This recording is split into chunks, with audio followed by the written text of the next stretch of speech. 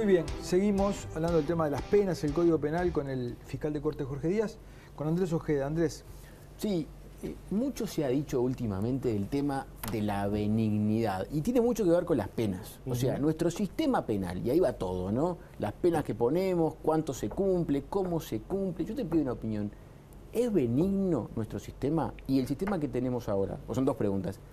¿Es mejor, más benigno que el anterior? Y benigno no quiere decir necesariamente más o menos pena, quiere decir estamos castigando más, estamos castigando menos. ¿Es mejor castigar más? Mira, yo creo que nosotros hicimos el lunes una presentación pública de los datos a 2 años del CPP y la realidad es que aquella afirmación o aquel relato que se instaló, o se quiso instalar o se instaló de que el CPP era más benigno para los delincuentes que el sistema anterior, creo que a la luz de los resultados quedó claramente demostrado que no. Es decir, nosotros en el día de hoy tenemos un promedio de imputaciones mensuales de 1.600 imputaciones mensuales. Es decir, prácticamente un 60% por encima del promedio de las imputaciones de lo que existía en el régimen anterior. Por otro lado, la famosa discusión de que los delitos habían aumentado porque había disminuido la cantidad de privados de libertad, la realidad hoy indica que nosotros al 1 de noviembre del 2017 teníamos 11.000 privados de libertad. Es cierto que en los primeros 6 meses de la aplicación e implementación del código ese volumen cayó, pero hoy, a 2 años de implementación, tenemos 11.600 privados de libertad. Es decir, tenemos casi un 6% más de privados de libertad de lo que existían el 1 de noviembre. Tenemos una cifra de 300 privados de libertad más de que el máximo histórico en el Uruguay. Tenemos un índice de prisionización que así se mide a nivel internacional de 335 privados de libertad cada 100.000 habitantes. El promedio de América es 260. Exactamente. 335 contra 260. En América estamos solamente superados por Estados Unidos, que tiene el campeón del mundo, 700, y Cuba, que tiene algo así como 400, 500. Después, a nivel de Latinoamérica, el régimen procesal penal, entendiendo por tal Código Penal, Código de Proceso Penal, funcionamiento de la Administración de Justicia, notoriamente de benigno tiene muy poco. Entonces, a mí me queda la duda porque acá... Porque además, a ver, además eso no tuvo un impacto sustantivo sobre la cantidad de denuncias. Claro. Es decir, nosotros llegamos a un máximo de 26 más o menos cada 26.000 denuncias por mes y hoy bajó, sí, pero estamos en 25.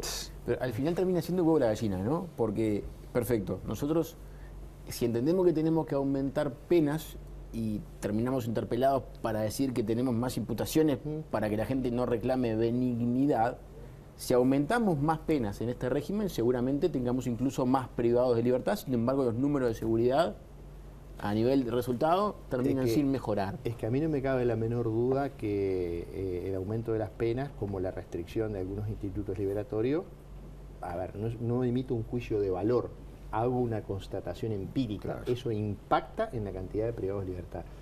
Lo que estamos viendo es que el aumento en la cantidad de libertad no tiene el impacto que se dice tiene sobre la seguridad. Eso es un círculo bastante complicado. O sea, que haya más presos no implica que haya menos delito. Y entonces, bueno, históricamente en el Uruguay, si hacemos una media del 85 a la fecha, lo que ha aumentado han sido los privados de libertad. Fíjate tú que en el año 99, nosotros terminamos el año 99 con 4.100 privados de libertad, estamos en 11.600. La población uruguaya sigue siendo más o menos la misma. Entonces, y los delitos siguieron creciendo en forma permanente y constante. Entonces, hay un problema que es bastante más profundo que un análisis lineal. No. Yo siempre me acuerdo de una frase de Andrés en el otro programa, donde dice, bueno, las respuestas lineales son las que la gente quiere comprar, pero los problemas complejos no se resuelven con problemas lineales, con respuestas lineales. Los problemas complejos generalmente requieren respuestas un poquito más complejas, que capaz que a la gente no las quiere escuchar, pero bueno. ¿Tienes alguna más? Sí, y te pregunto, desde una óptica quizá más global y no tan policial como siempre tenemos, ¿qué hay que hacer para que la seguridad y los delitos, o sea, la seguridad mejore y los delitos estos que tanto aquejan, las 30.000 rapiñas, los 414 homicidios, bajen? Porque eso es algo que... una política pública de seguridad. Y una política pública de seguridad implica no solamente necesaria la faz represiva. Hemos puesto el acento exclusivamente en la faz represiva, que hay que ponerlo. Que no se me malinterprete. Yo creo que tuvimos campañas de orden y mando donde se aumentaron penas, se aumentaron delitos, se crearon agravantes y los delitos siguieron creciendo. Tuvimos campañas donde se dijo, bueno, no, el problema es un problema de fondo, es un problema social, en la medida que baje la pobreza y la indigencia va a bajar el delito. Bajó la pobreza, bajó la indigencia y el delito siguió subiendo. Es decir, acá no hay respuestas lineales. Una política pública de seguridad... Y bueno, eso es relativo, ¿no? O sea, eso de que bajó la pobreza, en realidad lo que bajó fue la pobreza medida por ingreso, lo cual no implica que esa gente siga siendo pobre en un sentido cultural, sí, tiene trabajo y de tiene vivencia, ingreso. o sea, está bien, pero, ni de movilidad social. Pero ¿no? tú, Gabriel, coincidirás conmigo que hubo un momento histórico en este país donde se dijo, acá en realidad... lo que hay que pobre, y eso va a impactar directamente, y la realidad es que se mejoraron estos indicadores y los delitos siguieron creciendo. A eso me refiero. Pero usted siempre ha dicho que lo que se necesita es una política criminal. La política pública de seguridad que tome los aspectos preventivos y los aspectos represivos. Los aspectos preventivos, cuando hablo de los aspectos preventivos, no hablo solo del patrullero en la puerta. Hablo del patrullero en la puerta, que sí incide, pero también hablo de medidas estructurales de seguridad. Por ejemplo, una medida estructural de seguridad elemental, que era entintar los billetes de los cajeros, no se tomó. Y eso implicó que durante prácticamente 2 años volaran en el Uruguay 60 cajeros. Claro. ¿Y cuándo se terminó eso? ¿Cuando metimos todos los delincuentes presos? No. Se terminó cuando se tomaron las medidas estructurales de seguridad que debieron haberse tomado el primer día y no se tomaron. Otros ejemplos similares debe haber seguro. Bueno, los delitos de estafa con las tarjetas de crédito. Seguimos teniendo tarjetas de crédito que funcionan con cinta magnética. Se nos está haciendo el tiempo. El Código de Proceso. Sí. Lo tuvo como principal defensor. ¿Hay que tocarlo? ¿Estamos a tiempo de tocarlo? Siempre estamos a tiempo, pero quiero decir, ¿llegó el momento o hay que esperar un poco más para ver cómo sigue funcionando? Mire, yo creo que hay cuestiones, a ver, aquellos códigos que duraban 100 años, en el mundo hoy, ese tipo de política dejó de existir. Hay un dato de la realidad y es que las reformas procesales penales en América Latina ya vamos por la reforma de primera, de segunda, en algunos países hasta de la tercera generación de reforma. Entonces, pretender que en Uruguay vamos a aprobar una ley que va a quedar poco menos que así inmovible, labrada en piedra, es un absurdo. ¿Pero cuánto hace que se aprobó el código? Se aprobó en el 2014, sufrió sucesivas modificaciones antes de entrar en vigencia, tuvo modificaciones posteriores a su vigencia y seguramente va a tener muchas modificaciones. ¿Hay algo que detecte, que haya detectado que le parece que haya que cambiar o no necesariamente? No, yo creo que hay muchas cosas que hay que cambiar. ¿Un ejemplo? Bueno, hay cuestiones técnicas, todas cuestiones vinculadas a la prueba, por ejemplo. A mí me parece que no me disgusta una estructura procesal que permita tramitar los casos de flagrancia.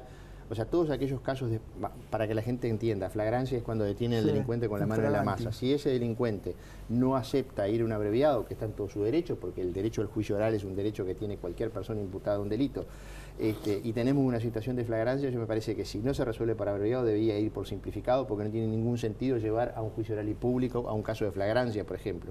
Y ahí estamos hablando, cuando hablamos de la flagrancia, de un conjunto muy importante de los delitos que se aclaran, ¿no? Entonces yo creo que alguna estructura que permita ese tipo de soluciones podría ser. Lo que nosotros, y para resumírselo concretamente, lo que el fiscal general, el fiscal de corte, no está de acuerdo es que en que se hagan modificaciones que sean disfuncionales. Es decir, nosotros a 2 años el código está funcionando, tenemos 1.600 imputaciones por mes, está bien. Si vamos a aprobar una modificación que lo que haga es, en lugar de hacerlo más eficaz y más eficiente, es menos eficaz y menos eficiente, nosotros no vamos a estar de acuerdo. Y por último, cualquier modificación tiene que tener en cuenta los recursos y materiales que van a aplicar ese código. Porque los códigos los aplican los seres humanos. Es decir, generalmente recae sobre la espalda de los fiscales, sobre la espalda de los defensores y sobre la espalda de los jueces. Entonces, si vamos a hacer reforma, tengamos en cuenta los recursos. Porque alguien va a tener que llevar adelante esa reforma. Jorge, entonces, reforma con costo cero, no existe. No. Una pregunta y 1 minuto para responder porque son fuimos. Sí, de sí o no. La Fiscalía tiene capacidad de proponer ley, pero tiene sus mecanismos para proponerla. ¿Van a proponer concretamente la creación de delitos de corrupción entre privados y de responsabilidad penal de personas jurídicas? ¿Lo van a redactar y promover? Nosotros no lo hemos propuesto lo hemos propuesto pero no lo hemos redactado. Y lo de la responsabilidad penal de las personas jurídicas yo creo que es una discusión que excede largamente a la Fiscalía. Es un tema de política pública del Estado que implica incluso compromisos del Estado a otro nivel, por ejemplo de OCDE, que escapan largamente. Uruguay deberá tomar determinadas definiciones en materia de política internacional y cómo se vincula con el mundo, y ahí esas decisiones, si Uruguay mañana pide el ingreso a la OCDE, va a tener que pagar determinados precios por entrar a la OCDE. Entonces, imagínate tú, Andrés, que esa decisión excede claramente la postura del fiscal de corte. Si vos me preguntás a mí, yo te digo, yo estoy en contra, pero bueno. ¿Y el privado, la corrupción? Eso sí, yo creo que es absolutamente necesario. ¿Lo proponen ustedes? Y si es necesario, sí. Pero sí o no, ¿le proponen o no proponen? Sí, yo lo he propuesto más de una vez. Creo que entiendo ¿Pero que le van a escribir? corrupción privado. A ver, ayer o anteayer estuve reunido con la Liga Española con todo el tema de las estafas cometidas a través de las apuestas, y realmente eso hoy en el Uruguay No tiene castigo. sería. Pero Jorge, ¿podemos esperar que la Fiscalía redacte un proyecto y lo envíe? La Fiscalía tiene mucho trabajo en muchas áreas, pero si hay que colaborar, con muchísimo gusto. Muchas gracias por haber estado. No, por Muchísimas favor. gracias. Gracias, Andrés. Gracias por habernos atendido, pero en el próximo bloque vamos a estar con Bárbara Mainzer y el bloque de educación financiera. ¿Qué tema Ya toca, volvemos. Bárbara? ¿Qué tema toca? Hoy toca... ¿Te maté? ¿Perdón? ¿Te maté con la pregunta? Con las inversiones y cómo en Uruguay también ha habido en su momento, digamos, crisis o mal manejo de las inversiones, como hubo las crisis de la subprime en su momento, y cómo eso afectó el mercado de los... Me quedo a verlo. Un gusto haber estado acá, realmente. Gracias, Un placer hablar con gracias. usted.